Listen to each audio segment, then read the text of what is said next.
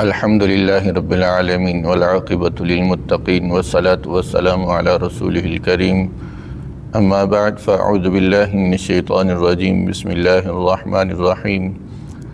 انما الصدقات للفقراء والمساکین والعاملین علیہا والمؤلفة قلوبهم وفی الرقاب والغارمین وفی سبیل اللہ وابن السبیل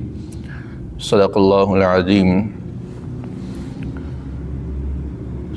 اللہ رب العالمین نے اس آیت مبارکہ میں مصارف زکوٰۃ کن لوگوں کو زکوٰۃ دینا جائز ہے وہ بیان فرمائے ہیں۔ فرمایا کہ پہلے نمبر پر وہ شخص للفقراء، فقیر وہ شخص ہے کہ جو خود زکوٰۃ تو ادا نہیں کر سکتا لیکن زکوٰۃ کا مستحق ہے، یعنی کہ صاحب نصاب نہیں ہے، تو ایسے شخص کو بھی زکوٰۃ دینا جائز ہے۔ دوسرے نمبر پہ مساکین یعنی کہ محتاج انسان، اور تیسرے نمبر پر عاملین زکوٰۃ کے ملازمین،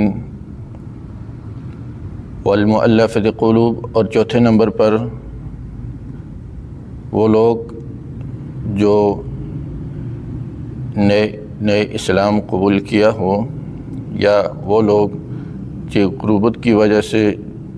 ڈر ہو کہ یہ لوگ دین اسلام کو چھوڑ کر کوئی اور مذہب اختیار کر لیں گے۔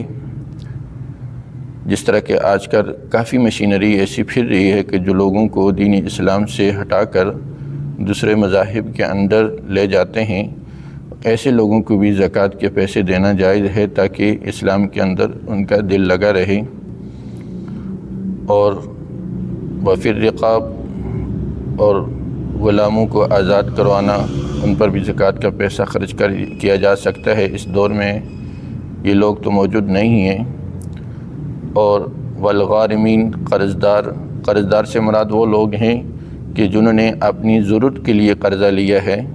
نہ کہ وہ لوگ مراد کہ جنہوں نے تجارت کے لیے قرضہ لیا ہو۔ اگر ایسے لوگ مراد ہوں گے تو پھر پورا پاکستان جو ہے وہ مقروض ہی شمار کیا جاتا ہے۔ بہرحال قرضدار سے مراد وہ قرضدار انسان ہیں جس نے اپنی ضرورت اور حاجت کے لیے قرضہ دیا اور اتارنے کی وہ استطاعت نہیں رکھتا، تو زکوٰۃ کے پیسوں سے اس کا قرضہ اتارا جا سکتا ہے۔ وفی سبیل اللہ، اور وہ لوگ جو اللہ کے راستے میں تبلیغ کے کام پر ہیں، یا جہاد پر ہیں، یا کسی اور دین کے کام میں مشغول ہیں، تو ایسے لوگوں کو بھی اگر وہ مستحق کی زکوٰۃ ہیں، خود صاحب نصاب نہیں، تو زکوٰۃ دینا جائز ہے۔ اور 8ویں نمبر پر وابن السبیل، مسافر کی حالت سفر میں اس کی جمع پونجی ختم ہو جائے، اس کے پاس کچھ بھی نہ ہو، تو اس مسافر کی بھی آپ زکوٰۃ کے پیسوں سے مدد کی جا سکتی ہے۔ اس آیت مبارکہ میں اللہ رب العالمین نے یہ 8 مصارف بیان کیے ہیں، اور اگر اس آیت پہ غور کریں تو آپ کو اس آیت میں طالب علم،